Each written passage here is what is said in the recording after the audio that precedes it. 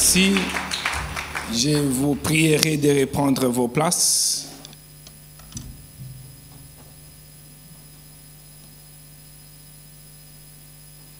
Je voudrais dire 3, 4, 5 petites choses très rapidement. La toute première chose, nous sommes dans un très bon programme et j'aimerais vraiment vous dire, vous êtes les plus heureux de laisser tout ce qu'il y a et de dehors, il y a la pluie, de vous voir très nombreux comme ça. Je vous envie, je suis fier de vous. Que la grâce, que la faveur de Dieu soit sur vos vies. Ça montre réellement que rien ne peut vous séparer de l'amour de Dieu. Ça, c'est très fort. Et quand le révérend Raoul Wafo parle, vous sentez vraiment qu'il parle avec son cœur. Je n'ai pas beaucoup d'amis. Dernièrement, on m'a posé une question. On me dit, qui est ton meilleur ami? Et la réponse, elle était très facile. Hein? Vraiment, en tout cas, meilleur ami, c'est ma femme.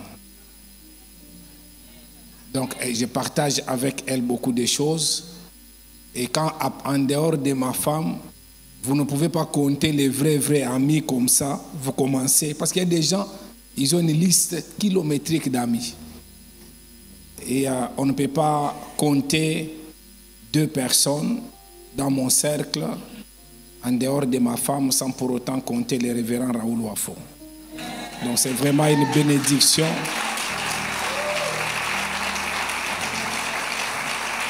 Je suis très fier parce que, vous savez, il y a d'autres amitiés, quand vous êtes dans l'amitié, vous forcez, même quand il faut dire une chose, vous contrôlez. Mais quand vous dites les choses simplement, vous dites Seigneur, merci. Parce que vous avez trouvé qu'il était bon de me donner un ami comme ça. Et lui, on a dépassé déjà les niveaux d'amitié. On est des frères. Donc je parle en tant que votre oncle.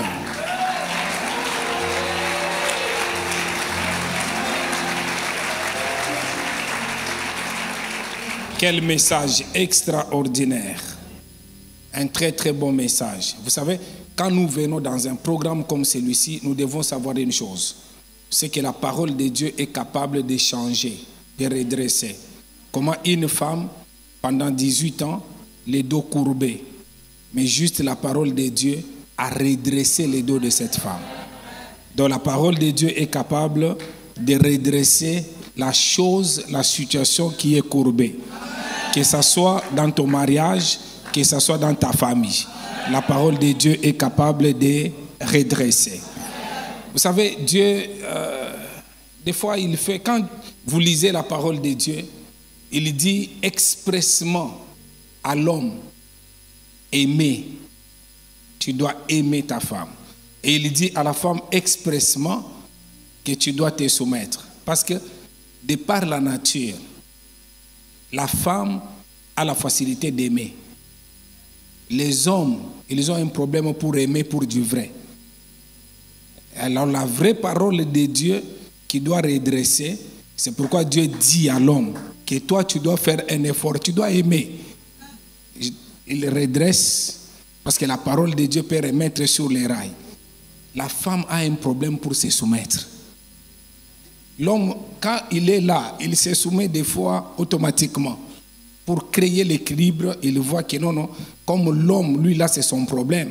Il faut que je lui dise d'obéir à la parole de Dieu, même s'il ne peut pas aimer facilement, il doit aimer. Et à la femme, même s'il ne doit pas se soumettre facilement, donc la parole de Dieu vient pour remettre les choses à leur place. Les couples les plus heureux sur la terre, ce sont les couples qui ont appris à régler leurs problèmes seuls. Je ne sais pas si vous comprenez ce que j'ai dit. Sur la terre, il y a beaucoup de couples, ils sont malheureux parce que quand ils ont un problème, il y a des gens qui doivent venir pour les aider à régler leurs problèmes, à exposer les problèmes chez d'autres personnes. Derrière chaque circonstance, il y a toujours les plans de l'Éternel. Il y a des problèmes qu'il ne faut pas fuir. Fuir la maison pour régler certains problèmes ou rester au bureau comme on venait de nous dire, ce n'est pas la solution. Parce que l'homme, même quand tu restes seul, tu auras toujours des problèmes. Même quand tu t'enfermes seul, tu dis que non, je ne vais pas avoir de problèmes. À un certain moment, la barbe va commencer à pousser. Quand elle pousse, si tu n'as pas de tondeuse, ça va te faire mal. Les premiers, donc même quand tu es seul, tu auras toujours des problèmes. Donc c'est important que tu puisses affronter d'autres problèmes et régler d'autres problèmes comme il le faut.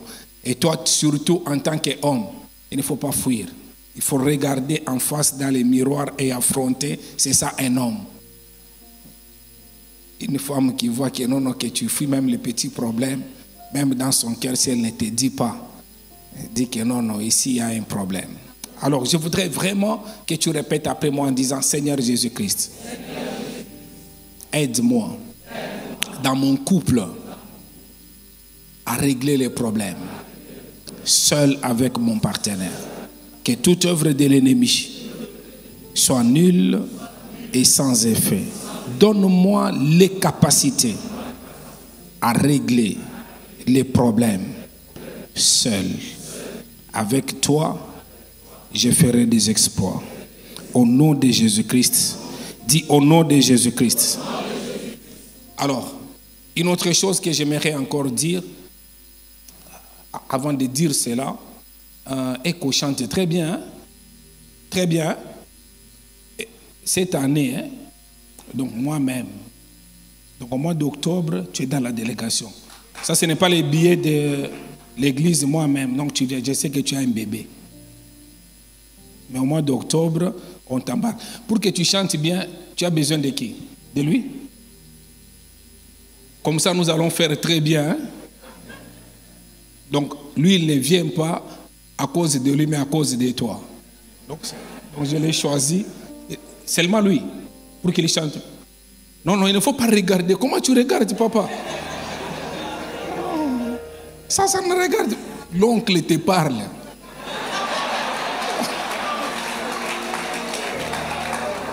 Qui d'autre encore? Les batteurs. Ok. C'est tout, donc 2 personnes. Pardon? Elle est pianiste aussi. Les batteurs et les pianistes. Donc avec les 2 complets. Ok. C'est bon, nous acclamons correctement les rôles. Donc,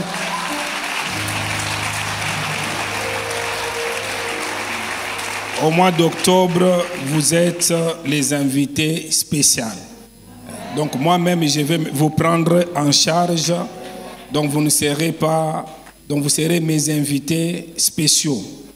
Nous allons passer des moments extraordinaires avec le révérend Raoul Ouafo à Lubumbashi, en République démocratique du Congo. Amen. Alors, avant d'aller encore plus loin, j'ai dit 2 choses et là je vais commencer les messages pour aujourd'hui. Demain, nous allons faire une chose.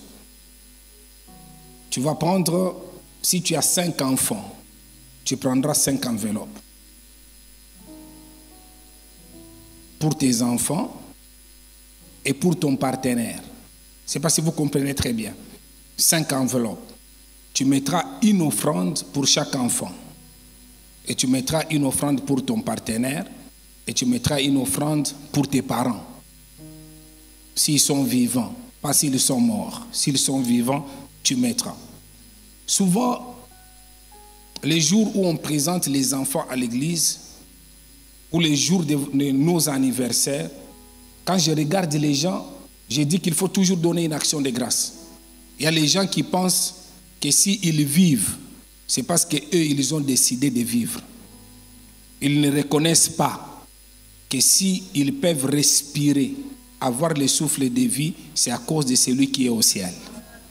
Alors quand vous êtes reconnaissant, même les jours de votre anniversaire, vous donnez même si vous ne fêtez pas, mais vous donnez une action de grâce.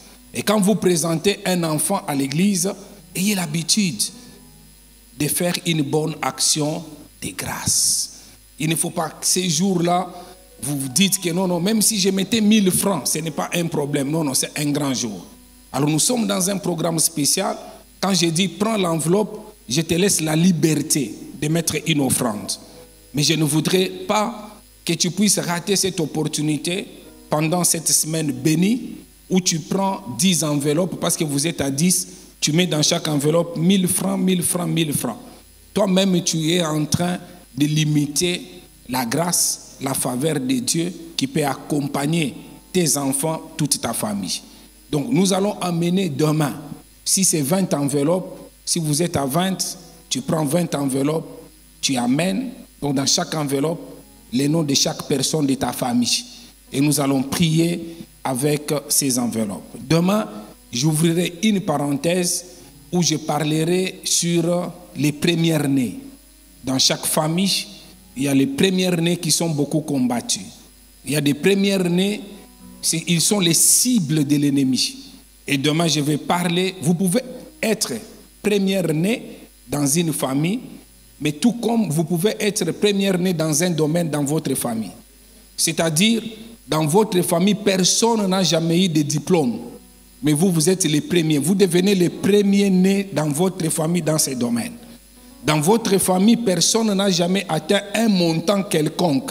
Donc, personne n'a jamais atteint 1 milliard de francs CFA. Mais vous, vous êtes la première personne. Vous êtes la première personne et vous êtes une cible pour l'ennemi.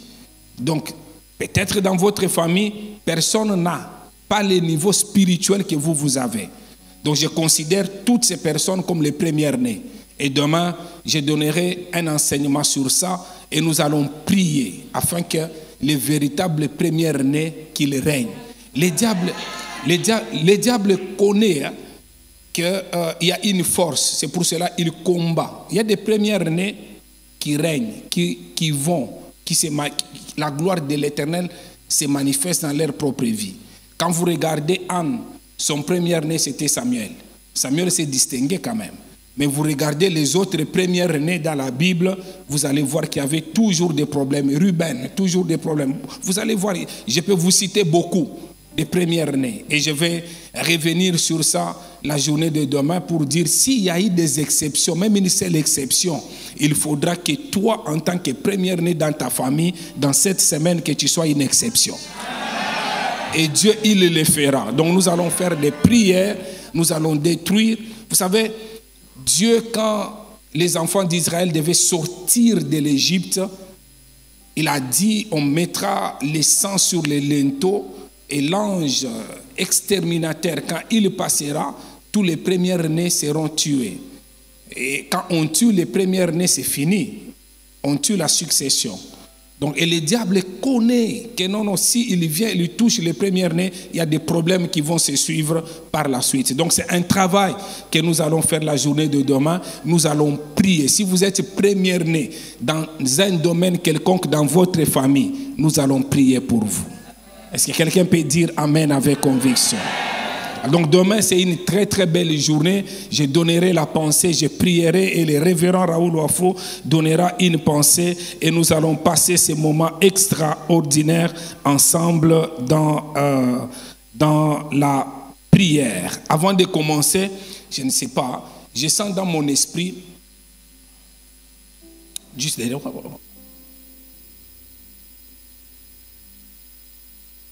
je vais te donner un symbole là. Une grâce particulière. Regarde, que tu ne fasses jamais les affaires seul, que tout ce que tu fais comme affaires, que tu les associes toujours et toujours à ton mari. Cet argent, c'est vraiment juste un symbole. Parce que le Seigneur me montre, pendant que j'étais en train de parler, j'ai vu une grâce particulière financière sur sa vie. Une grâce particulière où elle s'élève, elle dit à l'homme de Dieu, pour tel programme, je vais contribuer de cette manière. J'ai vu une multiplication particulière. Alors que je parle sur la famille, j'ai vu cela sur ta famille. Et le Seigneur m'a montré que je te donne cette coupure comme une connexion, que la grâce, que la faveur de Dieu soit sur ta vie, et cela au nom de Jésus-Christ de Nazareth. Que cette onction particulière t'accompagne. Pas simplement dans les domaines financiers, mais dans ton mariage, dans ta famille, et cela au nom de Jésus-Christ de Nazareth. Que tu sois une référence, et cela au nom de Jésus-Christ de Nazareth. Tu ne manqueras pas. Je dis bien, tu ne manqueras pas. Que la stabilité s'installe dans ta famille, dans ton couple. Que ton couple soit une référence. Et cela au nom de Jésus-Christ. Et cela au nom de Jésus-Christ. Je dis cela au nom de Jésus-Christ. Au nom de Jésus-Christ. Reçois l'onction des différences. Reçois l'onction des différences. Reçois l'onction des différences. Au nom de Jésus-Christ de Nazareth. Si tu es là, dans cette salle où tu me suis de très loin, que cette parole, que tu puisses en approprier, que la grâce, que la faveur de Dieu soit sur ta vie.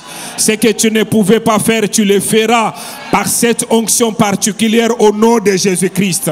Que Dieu te préserve, que Dieu te garde contre les flèches de l'ennemi, dans ta famille, dans ton environnement. Et cela au nom de Jésus-Christ de Nazareth. Au nom de Jésus-Christ de Nazareth. Tel que tu es entré, tu ne sortiras pas dans ces programmes. La grâce, la faveur de Dieu, elle débordera. Tu toucheras, tu verras, tu iras au-delà, au-delà, au-delà, au-delà. Je vois une métamorphose. Je vois une accélération divine. Je vois une grâce particulière sur ta vie. Je vois le Seigneur, le Dieu de grâce. Mais de te dire, c'est le début d'une chose dans ta propre vie. Au nom de Jésus-Christ de Nazareth. Au nom de Jésus-Christ de Nazareth. Le Seigneur me dit de te dire, les gens qui ont médité à te faire le mal, l'Éternel lui-même, il transformera ce mal en bien. Je suis en train de voir la paix financière. Je suis en train de voir la grâce financière. Je suis en train de voir les finances déborder dans ta vie. À cause de cela, tu résous même d'autres problèmes. À cause de cela, même d'autres maladies fuient de ta maison. Et cela au nom de Jésus-Christ de Nazareth. Au nom de Jésus-Christ de Nazareth. Tu témoigneras. Cette semaine, c'est ta semaine. Je dis que tu témoigneras. Cette semaine, c'est ta semaine. Je dis à quelqu'un que tu témoigneras. Cette semaine, c'est ta semaine. Et cela au nom de Jésus-Christ. Que cette pluie que je suis en train de voir, qu'elle tombe sur ta vie. La pluie de la première et de l'arrière-saison, qu'elle tombe sur ta vie. Qu'elle tombe, qu'elle tombe, qu'elle tombe sur ta vie. Au nom de Jésus-Christ de Nazareth. Au nom de Jésus-Christ de Nazareth. Au nom de Jésus-Christ de Nazareth. Seigneur, merci. Merci Jésus. Merci Seigneur. Merci Jésus. Merci. Elle peut rentrer à sa place. Le Dieu de grâce, le Dieu de toute bonté, le Dieu de grâce, le Dieu de toute bonté. Merci Seigneur. Amen. Nous reprenons nos places. C'est tellement précieux, il faut qu'à la fin qu'on ait le temps pour poser des questions. Deuxième principe. J'ai déjà parlé sur le premier principe. Le deuxième principe, c'est par là que je commence pour aujourd'hui. Le deuxième principe, les dimensions du tabernacle et de ses ustensiles ou les sens des limites à préserver dans nos familles. Les dimensions du tabernacle et de ses ustensiles ou les sens des limites à préserver dans nos familles. J'ai 3 textes bibliques. Le tout premier, Exode, chapitre 25, verset 9 et verset 10. Vous ferez les tabernacles et tous ces ustensiles d'après, j'aime ça, les modèles que je vais te montrer. Ils feront une arche de bois d'acacia. Sa longueur sera de 2 coudées et demi. Sa largeur d'une coudée et demie. Et sa hauteur d'une coudée et demie. Exode chapitre 26, versets 2 et 33. La longueur d'un tapis sera de 28 coudées et la largeur d'un tapis sera de 4 coudées. La mesure sera la même pour tous les tapis. Et le verset 33, tu mettras les voiles au-dessus des agrafes et cela en dedans du voile que tu feras entrer l'arche du témoignage. Le voile vous servira de séparation entre les lieux saints et les lieux très saints. Que l'Éternel transforme ces logos en réma dans la vie de quelqu'un. Alors, bâtir ou dresser les tabernacles selon les modèles de Dieu, c'était aussi pour Moïse le fait de respecter les dimensions du tabernacle et ses ustensiles tels que Dieu lui avait ordonné. Donc il ne fallait pas simplement bâtir, mais il fallait respecter les dimensions telles que Dieu avait données. Donc tout ce qui a, vous devez comprendre cela, tout ce qui a des dimensions a des limites. Je ne sais pas si vous comprenez très bien. La chose qui a des dimensions, cette chose-là, elle a des limites. Les tabernacles avaient ses dimensions propres, ce qui veut dire qu'il avait des limites bien précises.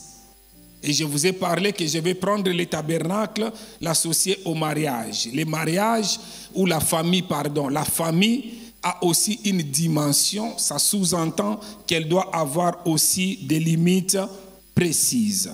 Ceci est un grand enseignement que le Seigneur veut nous donner ce soir si nous désirons préserver son modèle dans nos familles.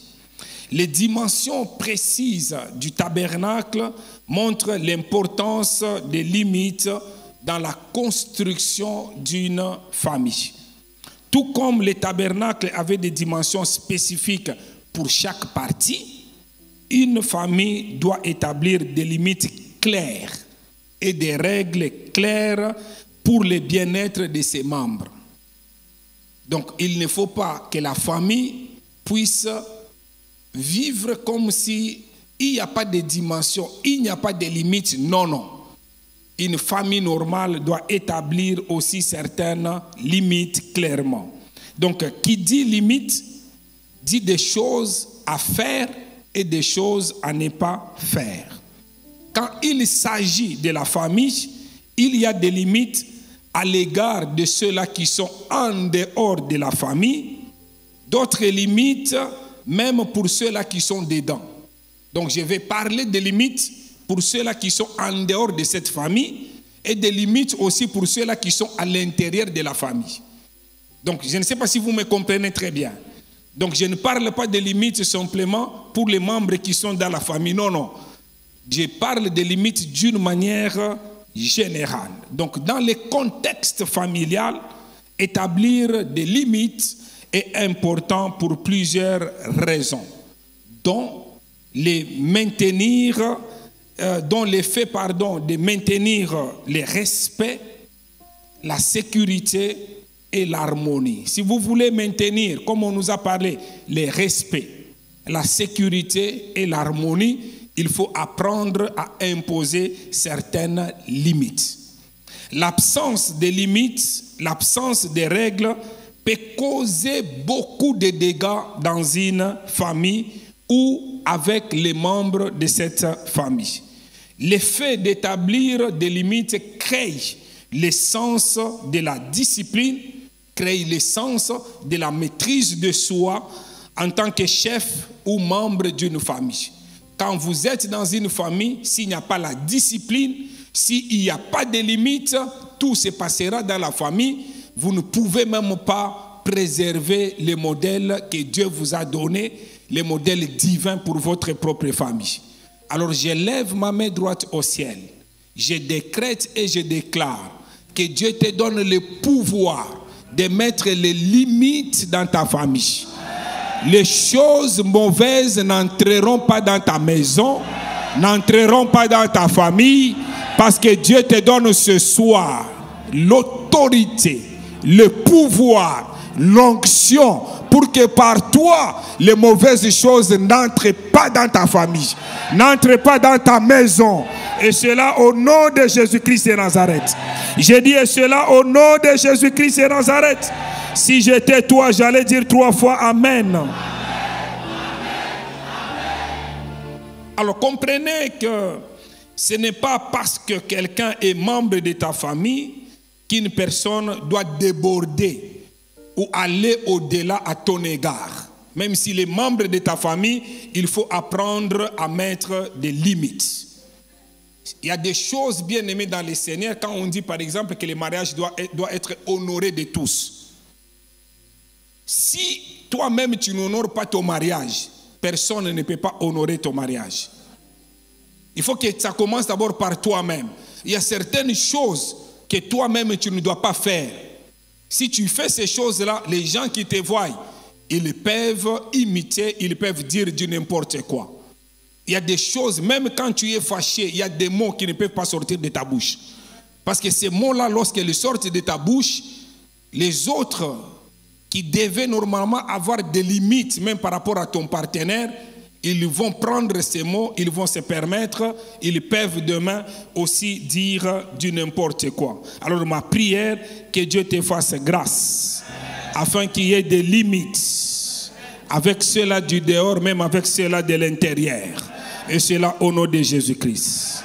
Donc il y a des limites qu'on doit imposer à l'égard des gens de l'extérieur. Il y a aussi des limites qu'on doit imposer à l'égard même des membres de nos propres familles. Et il est important de savoir respecter les limites aussi des autres membres de la famille.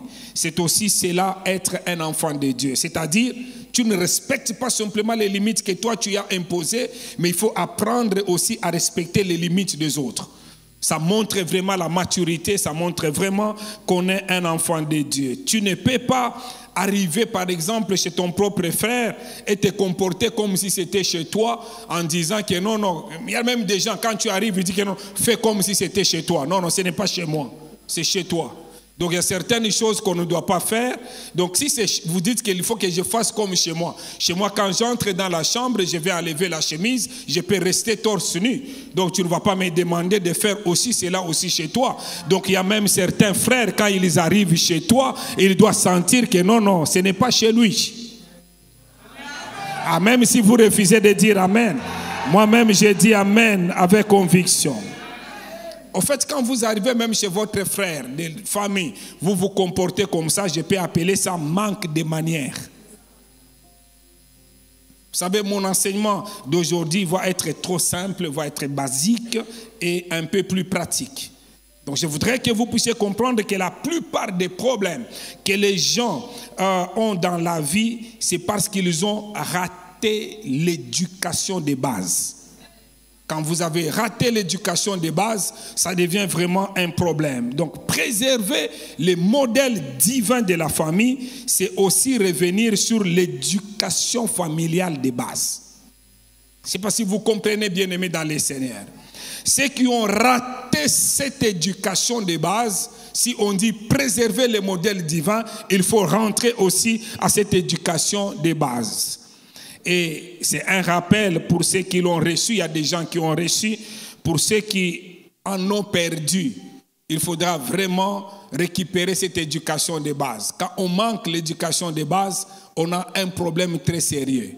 On peut aller à l'école, mais si à la maison on n'a pas reçu cette éducation de base, l'école ne changera pas certaines choses.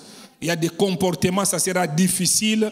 Même l'enseignant, tu vas les gronder, même les pasteurs. Quand il te parle, il y a des jours où tu les regarderas, tu lui diras, tu les regardes en face, tu lui dis papa. Il y a des jours où tu l'appelleras révérend. Mais les jours où ça sera plus pire, tu vas l'appeler par les noms. Tu vas l'appeler ce jeune homme-là. Mais Jésus-Christ, malgré les situations difficiles, même quand c'était difficile à la croix de Golgotha, il n'a pas changé d'appeler son Père Père. Il pouvait dire que éloigne-moi cette coupe. parce que c'était trop difficile. C'était difficile, mais il l'appelait toujours Père. Il n'a pas changé. Et aujourd'hui, nous voyons des gens à l'église, lorsque ça marche, mon daddy, mon papa. Lorsque ça ne marche pas, regardez ces pasteurs-là. Ils commencent à appeler par les noms parce que ça ne marche pas. Et il est capable de l'appeler même en disant que non, c'est un jeune homme. Pourquoi? L'éducation des bases. Ma prière, que Dieu vous fasse grâce. Si la chose était courbée par la parole de Dieu ce soir, qu'elle soit redressée au nom de Jésus-Christ. Donc je vais vous entretenir pendant ces quelques minutes très rapidement autour de deux types de limites. Premier type, ça sera les limites spatiales. Et deuxième type, ça sera les limites comportementales. Donc, premier type, limite spatiale, et deuxième type, limite comportementale. Je commence au premier point, avec les limites spatiales. Alors, parlant des limites spatiales, j'ai dit, les limites spatiales sont des limites liées à l'espace familial. Les tabernacles de Moïse nous enseigne des grandes vérités dans la gestion de l'espace familial. Les tabernacles étaient divisés en 3 parties, dont les parvis extérieurs, les lieux saints et les lieux très saints. Comprenez que chacune de ces parties avait ses dimensions propres. Autrement dit, ses propres limites qu'il fallait préserver. Donc c'était bien calculé. Donc il fallait, je vous ai dit, il y a la dimension, il y a la limite. Donc, et chacune des parties, la Bible nous parle des coudées. Donc il fallait respecter ces dimensions. Donc les limites spatiales traitent au fait des bornes liées à l'accès de votre espace de vie familiale. Ou encore de votre maison. Pas simplement votre vie familiale ou encore de votre maison. Donc il est primordial de catégoriser les personnes qui doivent avoir accès aux différentes parties de votre maison. Toute personne ne doit ne peut accéder facilement à toutes les pièces de votre maison. Donc cela est très capital. Qu'on ne vous dise pas que non, ce n'est pas un problème. Celui-là, c'est vraiment, en tout cas moi, il peut entrer partout. Non. Il y a des endroits où il y a d'autres personnes qui ne doivent pas entrer. Même si vous refusez de dire Amen, moi-même je dis Amen avec conviction. Il y a d'autres personnes. Moi, en tant que pasteur, il y a des gens que j'aime. J'apprécie leur ministère. Mais ils ne verront jamais la face de ma maison. Ah oui, je suis pasteur. Il y a d'autres pasteurs. Ils prêchent très bien. Je les respecte. Je respecte son onction. Si je le vois, j'apprends qu'il est dans la ville. Je vais aller avec lui au restaurant. Il peut venir à l'église. Il s'assoit. Il ne montera pas la chair. Il faut savoir mettre des limites. Je ne sais pas si vous comprenez. J'ai aimé ce que le révérend a dit. Il ne faut pas s'habituer à un certain moment. Il ne faut pas faire l'œuvre de Dieu avec complaisance. Ah oui, il y a d'autres personnes, même s'il vient. Vous savez, un jour, il y a eu quelqu'un qui est venu à l'église. Mon père spirituel était vivant. Il entre, on lui a donné juste les micros pour qu'il bénisse. Il n'est pas monté ici, il était resté là-bas. Mais après, quand on l'a vu par d'autres personnes, les dégâts qu'il a fait, parce qu'on lui a donné les micros. Lui, il a pris la photo. Et comme c'était mon père lui-même qui lui donnait les micros, il a pris juste cette photo. Et à l'époque, là, il n'y avait pas de la technologie comme aujourd'hui. Avec la technologie d'aujourd'hui, non. Il y a d'autres personnes, il vient, tu les reçois très bien. Ce n'est pas de l'hypocrisie, tu les reçois très bien, mais il n'a pas le droit d'avoir même les micros. Donc, il y a des choses dans la vie à un certain moment. Si vous-même, vous ne mettez pas de limites, regardez cette œuvre telle qu'elle est. Sous la pluie, je vous vois très nombreux comme ça. Quelqu'un peut monter ici, il peut détruire cette œuvre. Donc si vous-même, vous ne mettez pas de limites, c'est un problème. Je donne cet exemple, c'est pour vous dire que aussi dans votre propre maison, vous avez bâti votre propre famille pour que vous puissiez arriver là où vous êtes. Vous avez surmonté les hauts et les bas. Il y a des gens que vous pouvez introduire et ces gens peuvent détruire votre maison. Et ces gens peuvent détruire tout ce que vous avez bâti. Vous avez connu les fiançailles pendant 10 ans. Il y a des gens qui ont eu la grâce de faire les fiançailles de 3 mois. Mais il y a d'autres qui ont fait les fiançailles de 10 ans. Pendant 10 ans et après vous vous êtes mariés. D'ailleurs vous, je vous dis que si vous êtes fiancés, j'arrête les longs fiançailles. Il faut que Dieu vous fasse grâce que vous puissiez vous marier un peu rapidement.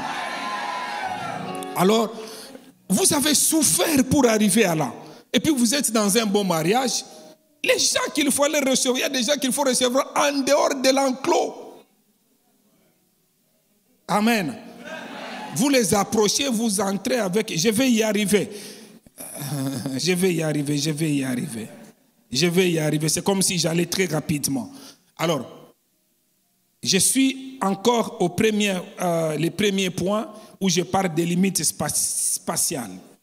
Alors, numéro 1, les parvis extérieurs de ta maison ou de ta famille.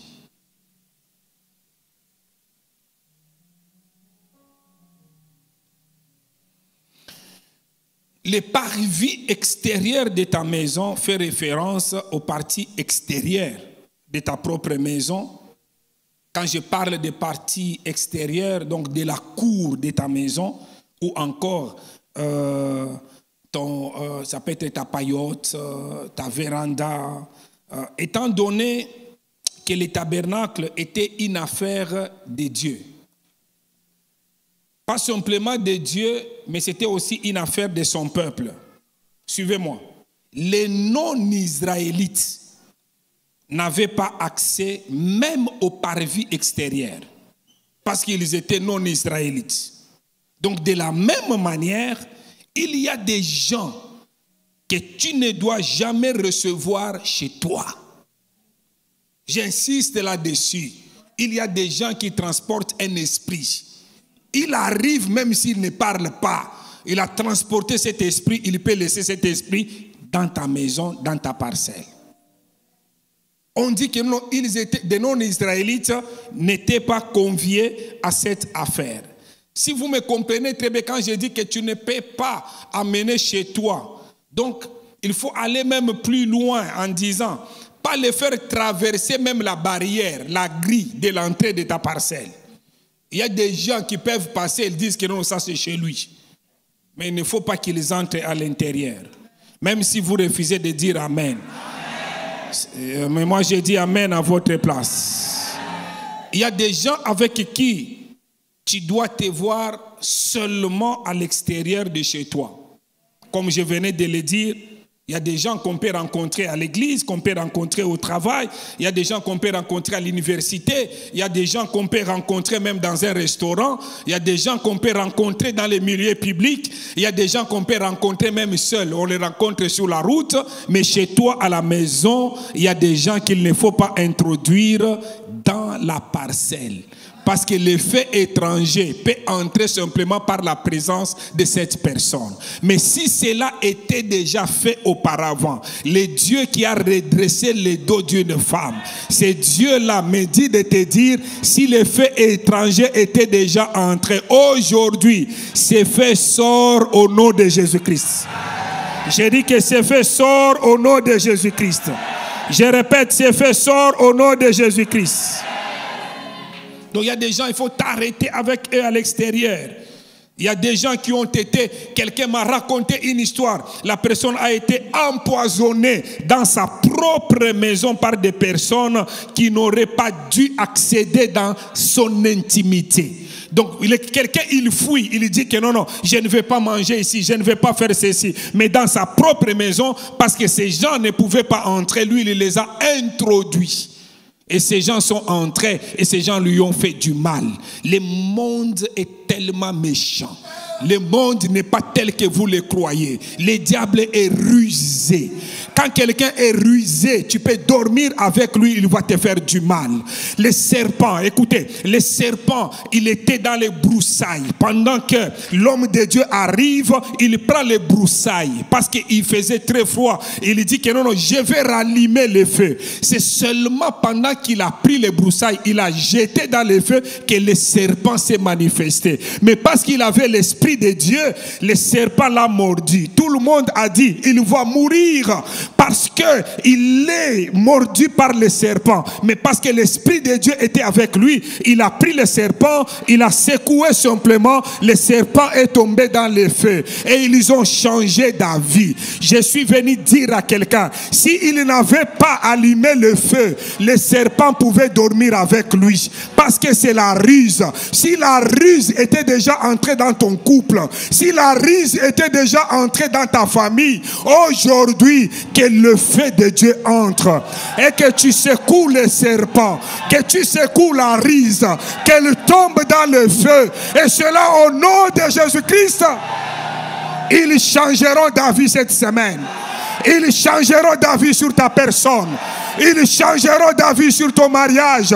Ils changeront d'avis au nom de Jésus-Christ de Nazareth. Il y a des gens qui peuvent avoir accès à ton parvis extérieur. Ils ont accès à la cour extérieure de ta maison que tu ne dois pas faire entrer, même pas au salon. Je ne sais pas si vous comprenez. Il y a d'autres personnes et ils peuvent entrer dans la parcelle, mais il ne faut pas les introduire au salon. Ah oui. Ah, j'ai dit ah oui. Vous savez, parmi les gens qui peuvent être dans la cour de l'extérieur, il y a peut-être les employés des maisons envers qui tu dois aussi délimiter leur champ d'action. Je ne sais pas si vous comprenez ce que j'ai dit. Ah oui. Les employés de la maison n'ont pas le droit d'avoir la libre circulation dans toutes les pièces de ta maison. Non. Non, il y a d'autres, il est jardinier, il reste là. Je ne sais pas si vous comprenez ce que j'ai dit. Il ne faut pas introduire tout partout. Même les sous-vêtements. Quelqu'un, donc jardinier de dehors, doit entrer pour prendre les sous-vêtements, amener. Non, il faut toujours avoir des limites. Il y a d'autres personnes, il faut les laisser là. Et si vous voulez préserver le modèle divin, vous devez avoir des limites. Donc il y a d'autres personnes, c'est bien, ils peuvent vous voir de loin. Vous devez être amical, vous devez être bien, mais ils ne peuvent pas traverser une certaine limite. Donc tu les laisses, ils viennent. Même quand il y a d'autres personnes, si tu leur donnes l'occasion de venir à la maison, ils peuvent venir à la maison, mais n'entrent pas au salon. Tu peux rester avec eux à l'extérieur. Est-ce que quelqu'un peut dire amen avec conviction? Je dis, est-ce que quelqu'un peut dire amen avec conviction? Vous savez qu'il y a des gens qui faisaient bien les affaires. Mais un jour, il a pris son argent, il s'est associé à quelqu'un d'autre, il a perdu tout son argent. Je ne sais pas si vous comprenez. Parce que vous n'avez pas discerné qu'il ne faut pas voir que parce que c'est de l'or, parce qu'il brille, alors si je m'associe à lui, non, non, tu risques de détruire ce que Dieu t'a donné. Donc il y a d'autres personnes, parce que tu les approches, tu les as introduits. Mais je suis en train de parler ici. Si par mégarde, toi tu ne le savais pas, tu as introduit certaines personnes dans ta parcelle, ils sont venus avec un mauvais esprit. Ce soir, je déclare retour à l'expéditeur au nom de Jésus-Christ.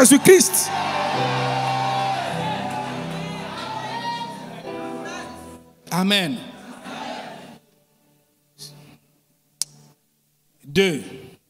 Le lieu saint de ta famille ou de ta maison. Vous savez, le lieu saint est composé principalement de quoi? J'ai parlé de l'extérieur, mais là je parle du lieu saint. Le lieu saint est composé principalement de votre salon, de votre salle à manger et de votre cuisine.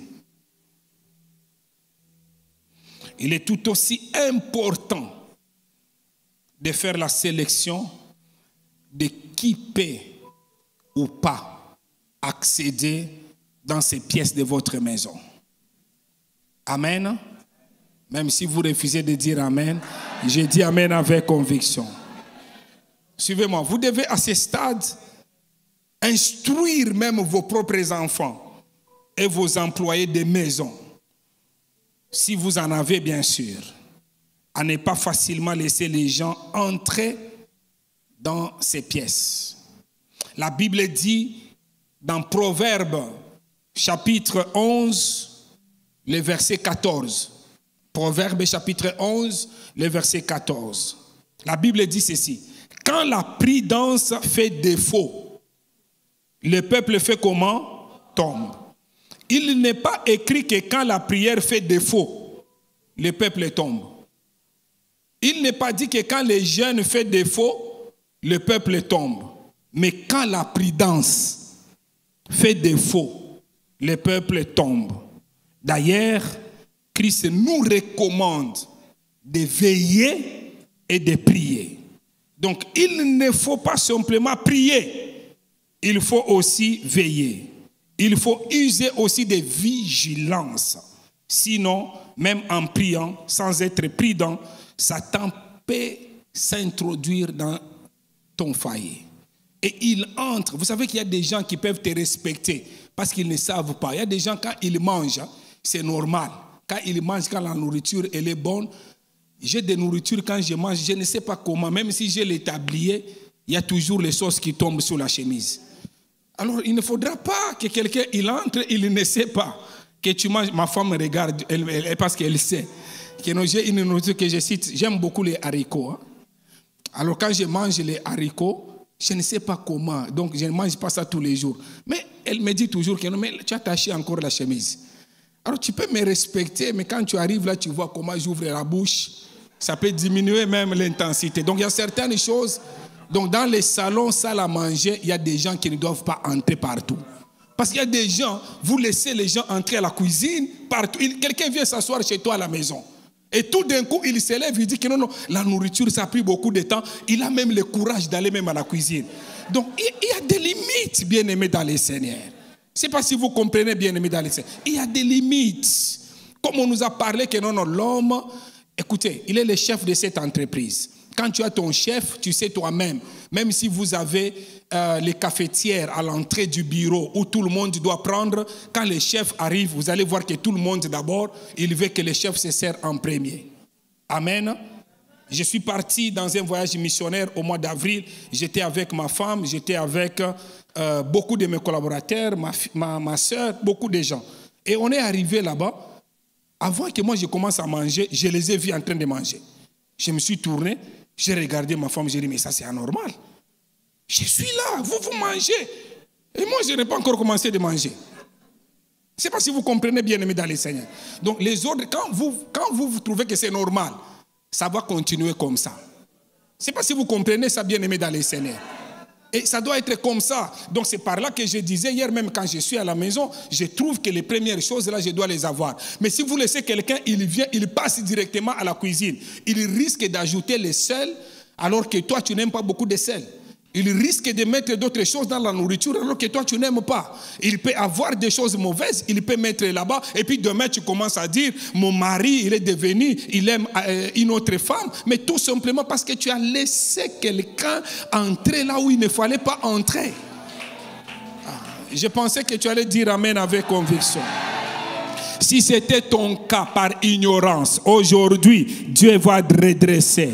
Aujourd'hui, que tout esprit qui s'était introduit dans ta maison de cette manière, je déclare l'annulation de cette ordonnance au nom de Jésus-Christ. Désormais, tu seras vigilant. Désormais, tu seras prudent. Et cela au nom de Jésus-Christ de Nazareth. Si vous-même, vous ne vous respectez pas, les gens ne vont pas vous respecter. Ah oui, ce que je vous dis, c'est vrai. Si tu es pasteur, toi-même, tu ne respectes pas ton ministère, comment les gens vont te respecter? Amen. Moi, je trouve, bien aimé, aujourd'hui, je suis à la tête de plusieurs entreprises, mais je dis toujours la première des entreprises, c'est d'abord que je suis pasteur. Ça, c'est une entreprise extraordinaire. Et j'ai fait cela avec joie, bien aimé dans le Seigneur. Vous savez, hier, on m'a appelé pour une affaire très importante où je devais aller pour signer et avoir 2 millions de dollars. Je devais aller à Kinshasa hier. Et je devais affréter un avion pour aller et puis rentrer le soir. Quand j'ai posé toutes les possibilités, je me suis dit, 2 millions par rapport à l'œuvre de Dieu. Parce que si c'est pour moi, j'aurai toujours. Mais j'ai déjà dépassé le niveau où je vais voir que non, moi, l'argent par rapport à Dieu. Donc, moi, ça, même pendant que je parle, toi, tu te dis que non, est-ce que ce qu'il dit, c'est vrai ou faux? Donc, ce que je te dis, que non, je parle de 2 millions de dollars américains. Je ne sais pas si tu comprends, mais je sacrifie ça pour l'œuvre de Dieu. À cause de ça, Dieu est capable de protéger ma famille, de protéger mes biens, de protéger tout ce que je suis. Pourquoi? Je sais mettre les limites. Moi, tout le monde, je travaille avec les Chinois, je travaille avec les Indiens, je travaille avec les Européens et tous. Ils savent les limites, ils savent eux-mêmes que quand je suis à l'église, on ne me dérange pas. L'église, bien-aimée dans le Seigneur, tu dois en faire comme si c'était une propriété privée. Et si c'est une propriété privée, laisse d'autres personnes dans les parvis extérieurs. Et d'autres ne peuvent pas entrer dans ton intimité, dans ton salon. Et cela au nom de Jésus-Christ de Nazareth. Je pensais que tu allais dire Amen avec conviction. Je dis que je pensais que tu allais dire Amen avec conviction. Amen. Je peux continuer? Vous savez qu'au fait, je commence maintenant ici. Hein? Ici, je vais parler sur les liens très saints de ta famille ou de ta maison. Les liens très saints est un domaine d'exclusivité. Ça, c'est très fort, ça. C'est le niveau le plus élevé où l'accès doit être le plus sélectif possible. Les liens très saints de ta maison ou de ta famille peuvent symboliser plusieurs choses. Premièrement, je vais en citer quelques points. Premièrement, les liens très saints, c'est ta chambre à coucher, pardon, c'est la chambre à coucher de tes enfants. Écoutez, vous devez enseigner à vos enfants qu'il est anormal qu'une personne étrangère entre dans leur chambre à coucher. Ah oui, ce principe simple préservera vos enfants de plusieurs dangers de la part des prédateurs. Amen. Ah oui, ce que je vous dis, c'est vrai. Je vais vous relater une histoire d'une sœur qui avait hébergé dans sa maison pendant un temps un frère de l'église. Et ce frère-là, il s'appelait Pichou.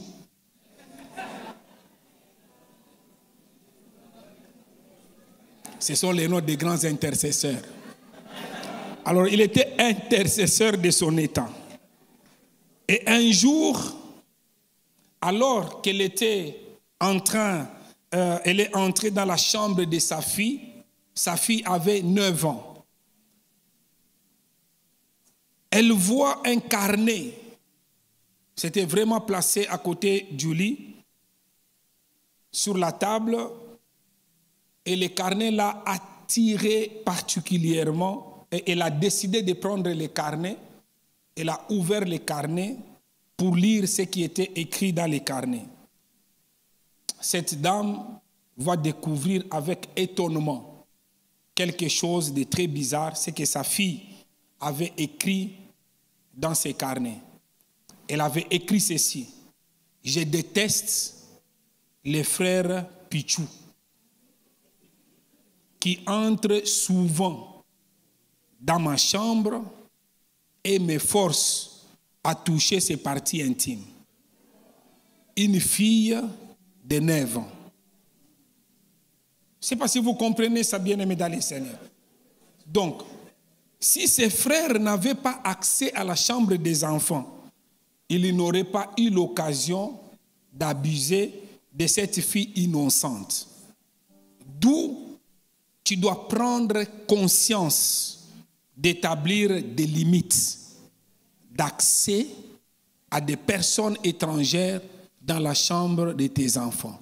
Il faut apprendre. Écoutez, vous avez un enfant. J'ai un enfant qui aura la semaine prochaine 7 ans. Je parle avec lui, je lui dis attention. Même quand tu parles, il étudie dans une école consulaire et je lui dis que non, il ne faut pas que quelqu'un puisse toucher tes parties intimes. Non. Non, personne n'a pas le droit de faire ça. Donc si quelqu'un te dit change, fais ceci, je lui parle clairement comme ça, comme une grande personne. Donc il faut avoir des limites. Si tu dis que non, personne ne peut pas. Parce qu'aujourd'hui, nous pouvons voir tout partout. Donc il y a certaines limites qu'il faut. Je le dis que non, personne ne peut pas faire ça. Il vient te dire que non, non, même quand vous allez, comme il aime beaucoup nager. Je dis que quand vous allez là-bas et puis quelqu'un va venir, il veut toucher tes parties, impossible. Tu lui dis que mon papa a déjà refusé ça. Donc tu prépares déjà l'enfant dès le bas âge. Alors, mais il ne faut pas simplement préparer, il faut prendre aussi des dispositions. Il faut être prudent. Donc il ne faudra pas, bien aimer dans le Seigneur, tu vas prendre quelqu'un qui va venir entrer dans ta maison et c'est fini. Il va détruire toute ta maison. Il va entrer dans la chambre des enfants. Et si les enfants n'ont jamais découvert cela, ils vont vivre cela. Et puis tu vas dire, préserver le modèle divin. C'est toi-même qui as introduit les diables dans ta propre maison. C'est pas si vous comprenez, bien aimé dans le Seigneur. Donc c'est très important de comprendre que premièrement, l'endroit qu'il faut beaucoup plus protéger, c'est les lieux où tes enfants passent la nuit. Deuxièmement, les lieux très saints, c'est aussi la chambre à coucher des parents. La chambre à coucher des parents doit être la pièce la plus protégée et la plus difficile d'accès de toute votre maison. En principe, l'idéal serait que seuls vous et vos enfants n'y ayez accès. Même le personnel des maisons ne devrait pas y avoir accès. Et pour ce faire, vous devez vous discipliner à prendre soin de cette pièce vous-même. Parce qu'il y a des gens, même des femmes, même des hommes, écoutez bien aimés dans le Seigneur, ça ne vous coûte pas d'arranger cette pièce-là vous-même. Pourquoi vous voulez amener le diable là où il n'est pas? Le diable n'est pas partout. Il n'y a que Dieu qui est partout. Mais vous pouvez le prendre de l'extérieur, vous l'amener à l'intérieur. Il y a des gens même plus graves. Ils laissent même les parties, même les choses intimes. Ils laissent que d'autres personnes puissent faire cela. Écoutez, bien aimés dans le Seigneur, vous pouvez introduire le diable calmement dans votre chambre à coucher et il va détruire votre vie. Mais j'arrête cela au nom de Jésus-Christ. Je dis que j'arrête cela au nom de Jésus-Christ. Je mets des limites à partir de maintenant au nom de Jésus-Christ. Spirituellement, l'esprit qui est entré dans votre chambre à coucher. C'est comme ça que les gens, ils sont très bien, mais tout d'un coup, ils entrent dans la chambre pour une bêtise. Ils commencent à s'embrouiller. Comme mon père spirituel était en train de prêcher un jour, il dit, des femmes assises dans leur chambre à coucher. L'autre dit que non, non, j'ai vu la souris passer comme ça. Et puis après, la femme dit que non, non, elle était passée comme ça. Après un certain moment, elle dit que non, non, non, la souris est passée comme ça. Et puis l'homme dit que non, non, la souris est passée comme ça. Oh. Après un certain moment, l'homme dit que bon, ok, ça va, arrêtons ça. Et puis après 30 minutes, la femme dit la souris était passée comme ça. Après l'homme reste calme, il dit ok, non, non, c'était comme ça. Et puis après 2 heures, la femme reprend encore, la souris était passée comme ça. Un problème sans tête. L'homme sursaute, il donne un coup à la femme. Alors qu'il n'avait jamais fait cela. Mais tout simplement parce que vous avez introduit un fait étranger. Est-ce que quelqu'un comprend ça, bien aimé dans le Seigneur? Est-ce que quelqu'un comprend bien ce que je suis en train de dire? Donc dans votre chambre à coucher, apprenez. Je ne vais pas aller très loin, sinon je peux ajouter en parlant ou en disant encore une fois comment vous devez garder cette chambre. Il est dangereux de laisser même vos proches, même les membres de votre famille élargie, ou même les amis d'entrer dans votre chambre à coucher. Elle doit être considérée comme votre jardin secret. Votre chambre à coucher, c'est quelque chose de très précieux. Votre lieu de délices exclusif. C'est un endroit qu'il faut bien protéger où vous partagez vos plus beaux moments avec votre conjoint. C'est cet endroit-là. Donc il ne faudra pas que quelqu'un vienne détruire ces jardins. Si déjà pendant que je parle, il y avait quelqu'un ou un esprit qui est entré dans cette chambre pour détruire cette paix, cette harmonie, j'annule cela au nom de Jésus-Christ. J'arrête cela au nom de Jésus-Christ. Je dis j'arrête cela au nom de Jésus-Christ. Je suis en train d'aller très rapidement pour respecter mon temps parce que j'ai envie que l'on pose des questions. Troisièmement, le lien très saint, c'est aussi ton homme ou ta femme que tu dois protéger. C'est bon? Vous êtes avec moi? Oh, c'est comme si vous n'étiez pas avec moi. Comment vous dites un amen comme si vous boudez? Dites amen bien. Non? Si j'étais le révérend Raoul Ouafo, j'allais dire ton amen m'embête.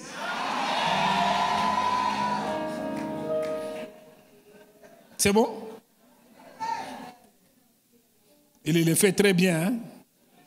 Ça, c'est une manière pour me dire, je vais venir à Lubumbashi. Les lieux très saints étaient l'endroit le plus protégé du tabernacle. Suivez-moi. Tout homme ou toute femme étant ton lieu très saint, tu dois le protéger. C'est bon, je peux aller loin? Ça m'étonne souvent comment certaines personnes laissent que les membres de leur famille puissent se permettre d'user des violences verbales à leurs partenaires. Et d'autres même des violences physiques à l'égard de leur femme ou de leur homme. Donc ça va commencer comment que ton petit frère vient gifler ta femme? Dans les rêves, ça commence comment? Je ne sais pas si vous comprenez ça, bien aimé dans les Seigneurs. Écoutez, j'aime la parole de Dieu. Est-ce que vous avez vu l'endroit où moi j'ai écrit une lettre pour répudier votre femme?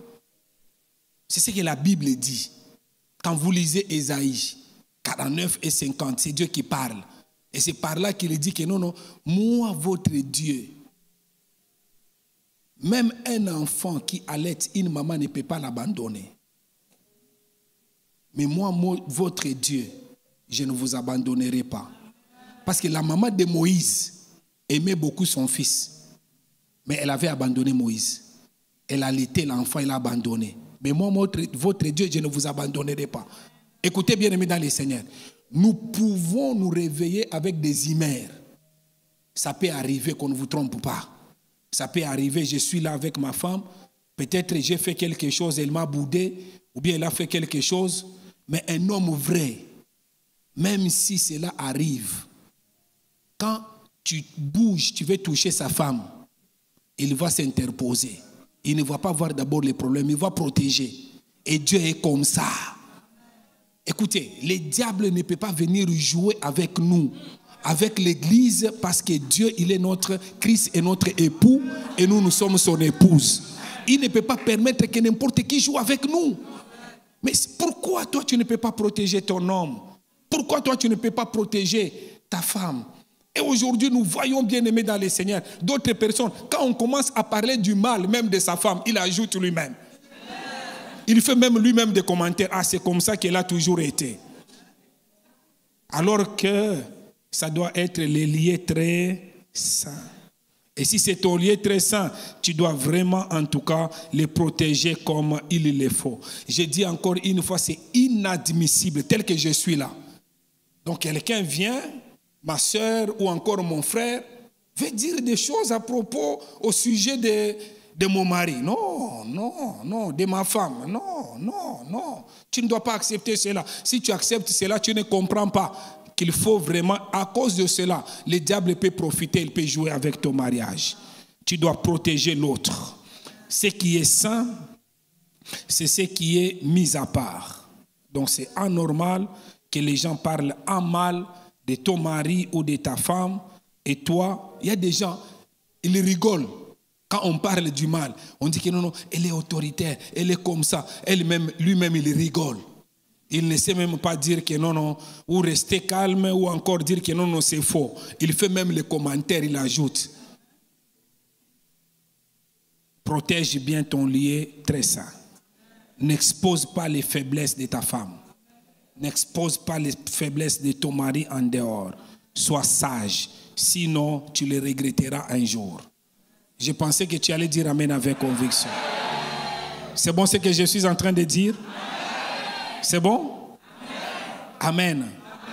Protège bien ton lieu très saint. Quatrièmement, le lieu très saint, c'est ton intimité que tu ne dois offrir qu'à ton homme ou à ta femme uniquement. Le lieu très saint avait un accès très restreint. Suivez-moi très bien. Je dis bien, le lieu très saint avait un accès très restreint. Seuls les grands prêtres avaient le droit d'entrer dans les saints des saints. Ah, vous comprenez bien ce que je dis? Donc ton intimité sexuelle a un accès aussi restreint. Seuls les grands prêtres, c'est-à-dire ton mari, ou celle ta grande prêtresse, c'est-à-dire ta femme, doit avoir accès à cela. Même si vous refusez de dire Amen. Je dis Amen avec conviction. Je peux aller loin? Vous savez, dans l'ancienne alliance, les grands prêtres entraient une seule fois par an dans les lieux très saints. Mais dans la nouvelle alliance, parce que le voile est déchiré, il peut y entrer à tout moment. Ah oui. Je peux aller loin? Il y a les couples que j'appelle les couples de l'ancienne alliance. Ils font souvent l'amour une seule fois par an. Il y a d'autres qui font l'amour quelques fois par mois et d'autres encore quelques fois par semaine. Mais les couples de la nouvelle alliance, c'est à tout moment lorsqu'ils ont envie.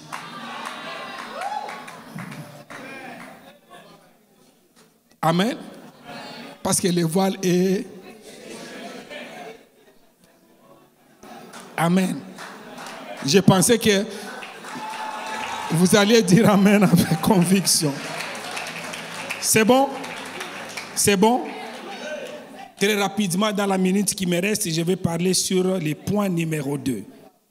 10 limites comportementales pour préserver le modèle divin dans ta famille. 10 limites. 10. Voici une liste non exhaustive des limites que les familles doivent établir pour réussir l'éducation des enfants et préserver le modèle divin de la famille.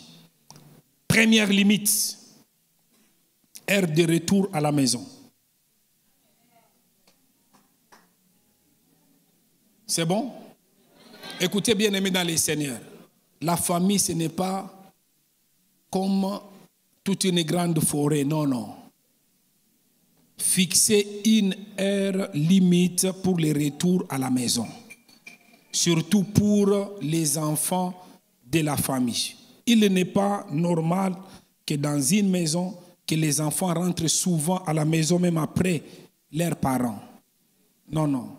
Sans cette limite, vos enfants passeront tout leur temps dehors et cela pourra être en leur défaveur.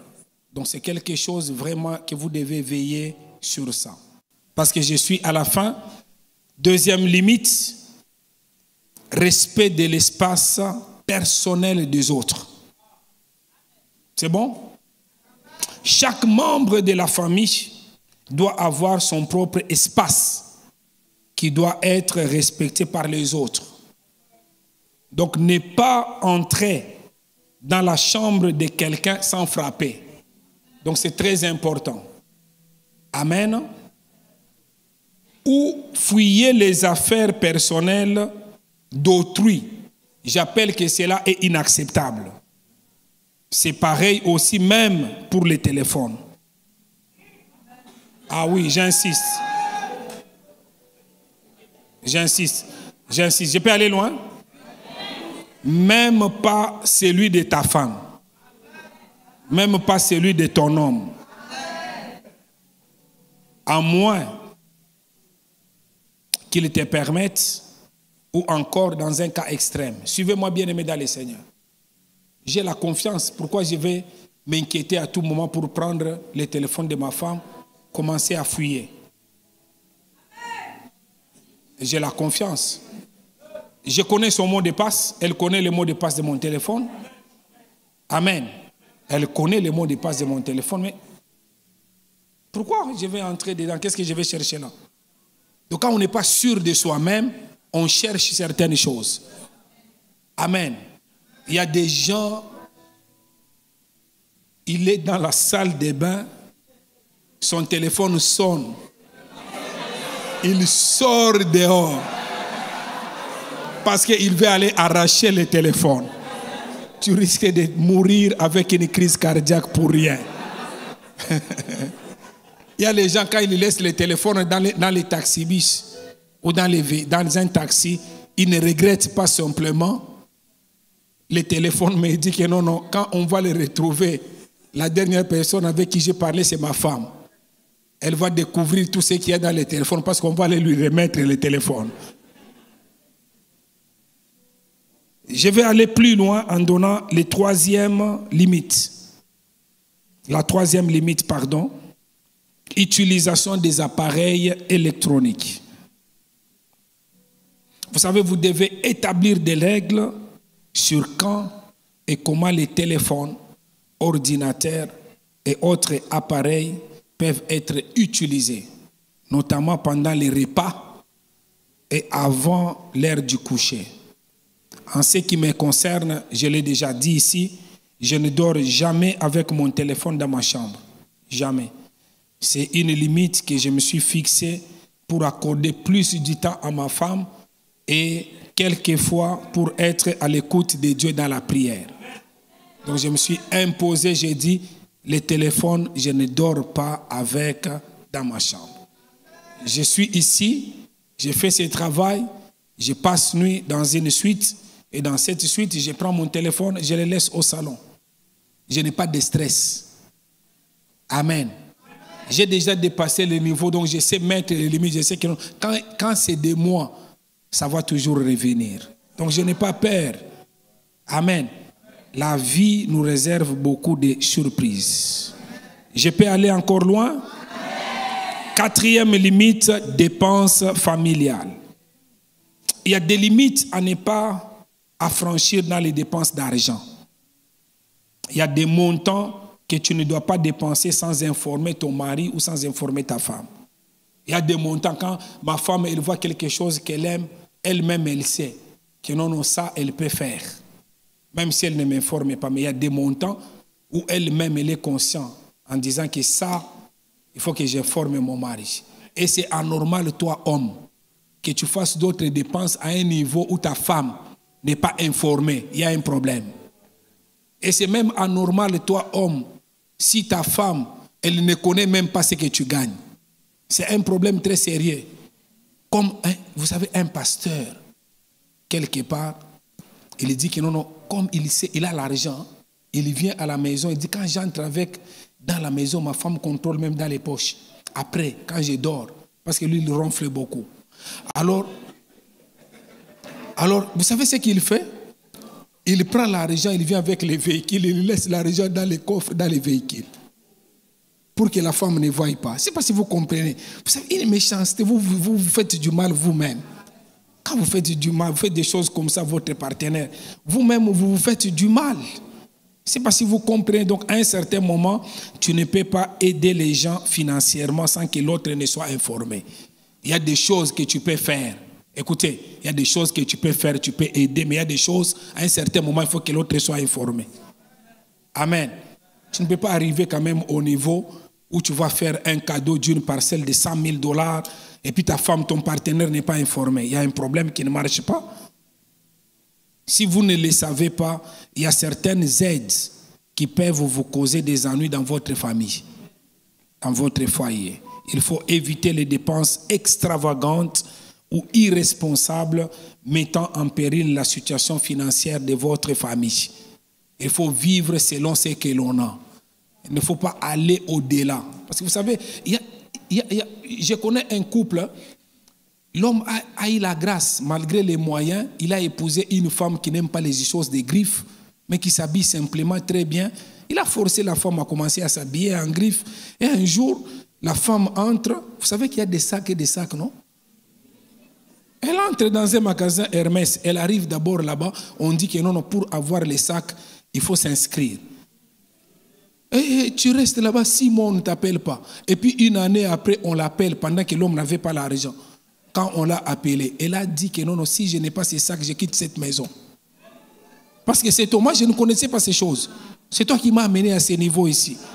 Et les sacs coûtaient 18 000 euros. Et les gars touchaient pendant ce moment-là, tout son salaire, c'était 1 000 euros. Et les sacs coûtent 18 000. Il dit que moi j'étais simple. Toi tu m'as amené à un autre niveau. Vous savez, vous pouvez vivre dans la simplicité, mais dans la royauté. Je ne sais pas si vous comprenez. Donc il ne faut pas croire simplement qu'il faut imiter les autres pour que tu aies l'identité des règnes ou l'identité des rois. Non, non. Tu peux être simple, mais tu es très bien. Je ne sais pas si vous comprenez ce que j'ai dit. Tu peux être simple. Des fois, vous dépensez l'argent pour des futilités. Vous savez qu'il y a des moments, vous savez quand on est pauvre, on a des histoires qu'on fait à un certain moment. Des fois, je ne comprends pas. Vous savez, à un certain moment, je pouvais avoir l'argent. Tout l'argent, je pouvais dépenser une bonne partie dans les habits. Donc tu achètes les habits parce qu'il y a solde. Alors que l'année prochaine, il y aura encore solde. Ça ne change pas. Donc achète les choses que tu peux porter maintenant. Donc évite les dépenses inutiles. C'est bon? 5e limite, très rapidement, je vais terminer, je suis à la fin. 5e limite, heure de repas. Maintenir des heures fixes pour les repas, pour encourager les moments en famille. Il y a des heures à ne pas dépasser sans que la nourriture ne soit servie à tout le monde dans la maison pour que tous mangent ensemble comme Jésus pouvait manger avec ses disciples. Si vous avez l'occasion, pas parce que vous travaillez, celui-ci travaille la nuit et le soir, si vous avez l'occasion de manger ensemble, cultivez cela. Si vous avez l'occasion. 6e limite, suivez ça, c'est très bon. Les habits sexy. Je peux aller loin? Il y a des tenues pour la maison et d'autres qui ne doivent pas être portées que dans la chambre à coucher et non s'exposer avec dans les autres parties de la maison. Il y a des filles qui ont été violées même par leurs propres cousins. Il y a des filles qui ont été violées même par leur majordome parce qu'elles s'habillaient mal, exposant même leurs parties intimes alors que ce sont les choses de la chambre à coucher. Amen. Ton corps est tellement précieux. Tu ne dois pas l'exposer partout. Il y a des endroits où tu peux exposer ton corps dans ta chambre à coucher. Il y a des tenues qui ne peuvent même pas entrer au salon. Surtout si tu sais que tu partages cette maison avec quelqu'un d'autre. Il ne faut pas dire que non, je suis habitué à cette personne. Non. Même si vous refusez de dire Amen, je vais dire Amen. Un jour, une femme, elle est tombée vraiment dans quelqu'un qui habitait avec elle. Elle entre au salon. Elle était presque sans habit. Et l'autre, c'est aussi une femme qui a vu cela. Elle est allée raconter à ses amis. Elle dit, comment Dieu ne peut pas me donner aussi un corps comme il a donné à cette personne. Et la personne est allée parler à une autre personne qui a parlé à un autre homme. Et cet homme-là, qu'est-ce qu'il a fait? Tellement que l'autre a fait des commentaires. Authentiques, hein? On l'a invité, il a commencé à faire des idées dans sa tête. Et il est allé trouver la drogue. La femme, elle était quelque part, il a mis de la drogue dans son verre et la femme a bu et la femme a été violée. Vous savez qu'il y a des choses vraiment, en tout cas c'est vous-même qui cherchez les démons là où il n'est pas. Qu'on ne vous trompe pas, le démon n'est pas partout. Mais vous pouvez l'amener là où il ne fallait pas qu'il entre.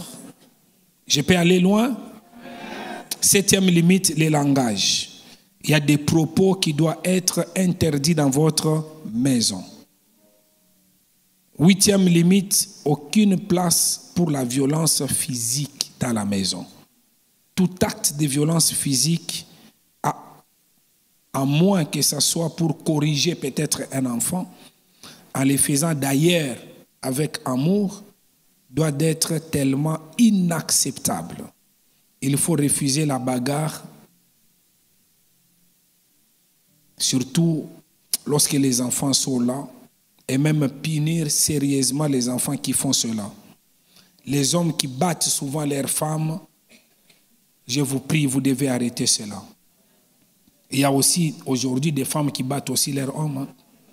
C'est déplorable. Je dis bien que c'est déplorable. Amen. Si vous êtes fort, vous hommes, vous êtes fort. Allez vous battre avec, comment il s'appelle, Ngaou? Ngalou? Allez vous battre avec lui. Si vous êtes fort. Je peux aller au 9e point. 9e point, s'absenter à l'église. Ne pas aller au culte doit être parmi les choses que tu ne dois pas permettre dans ta famille. Lorsque tu es chrétien, toi-même, tu dois en donner l'exemple et faire en sorte que ta femme et tes enfants suivent les pas. Les absences des membres de la famille à l'église doivent être intolérables et inacceptables. C'est une limite que tu dois respecter. Personne ne doit rester à la maison lorsqu'il y a culte à l'église. Qu'il s'agisse des jours ou même de la semaine ou même les dimanches. Pourquoi tu vas rester à la maison? Il faut inculquer cela, bien aimé, dans les Seigneurs. Vous savez, il faut que les jours où Dieu vous permet que vous puissiez quitter Abidjan, la ville là où vous êtes, pour aller dans une autre ville, la chose qui va vous manquer, que ce soit d'abord l'église. Tu dis que non, en tout cas, l'ambiance là, en tout cas, je manque ça. Mais si ça ne vous manque pas, vous avez un problème. Et je termine par 10e chose, ne pas commencer sa journée, ni dormir, ni encore manger sans prier. Que Dieu vous bénisse abondamment. Amen.